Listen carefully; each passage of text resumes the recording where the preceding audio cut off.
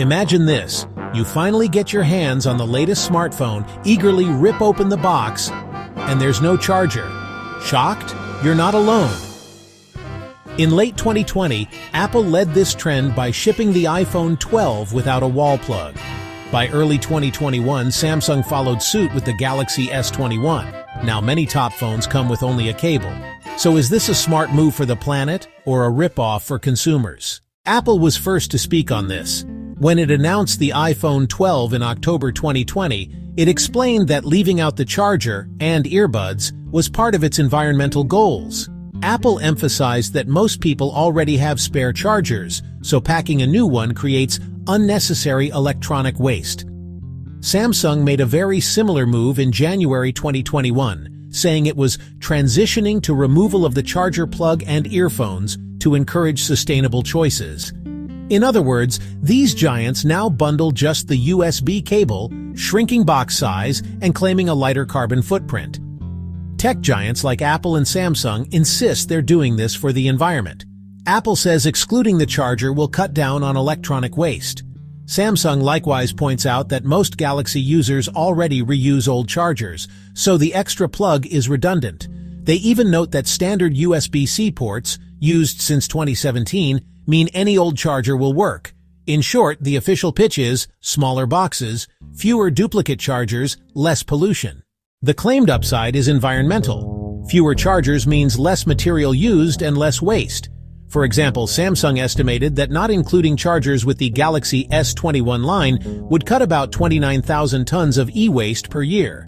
Apple similarly noted that skipping the wall adapter and earpods cuts down on mining, packaging, and CO2 emissions. This isn't just lip service. The EU now requires all new phones to use USB-C, so one charger can serve many devices. EU regulators project this unified charger rule could save consumers €250 million a year and prevent about 11,000 tons of discarded chargers annually in Europe. Put bluntly, phone makers say, less stuff, less waste. A Samsung study claims dropping the charger from each phone saves 29,000 tons of trash yearly. Apple adds that by not bundling a charger, you cut out extra mining and CO2 emissions.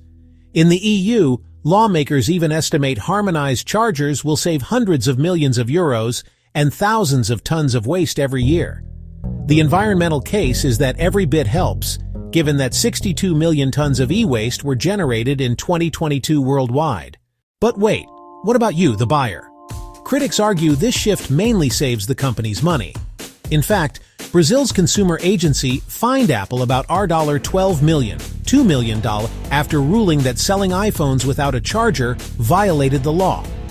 Apple's defense was that customers already have chargers, but officials said customers paid full price and deserved the essential accessory.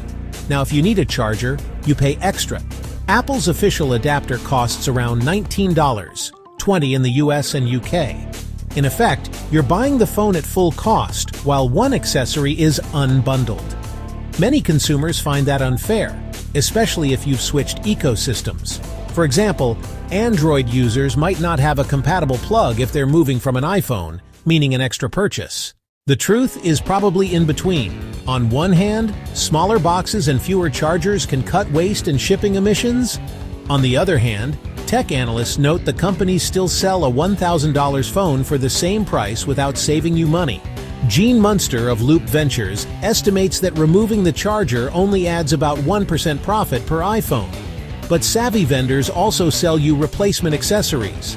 If only 5% of iPhone buyers grab new AirPods because their old ones wore out, Apple could net an extra $700 million in profit. And any environmental gain could be offset if everyone ends up ordering chargers separately. As one analyst put it, charging blocks will still be made and shipped. It just shifts those emissions elsewhere. In short, the move is framed as eco-friendly, but it undeniably trims company costs too. So, is shipping phones without chargers right or wrong? The companies say they're helping the planet, but many customers feel shortchanged. What do you think? Would you pay the same for a phone without a charger? Drop your thoughts in the comments below. Let's get the debate going. Don't forget to like and subscribe for more tech discussions. See you in the next video.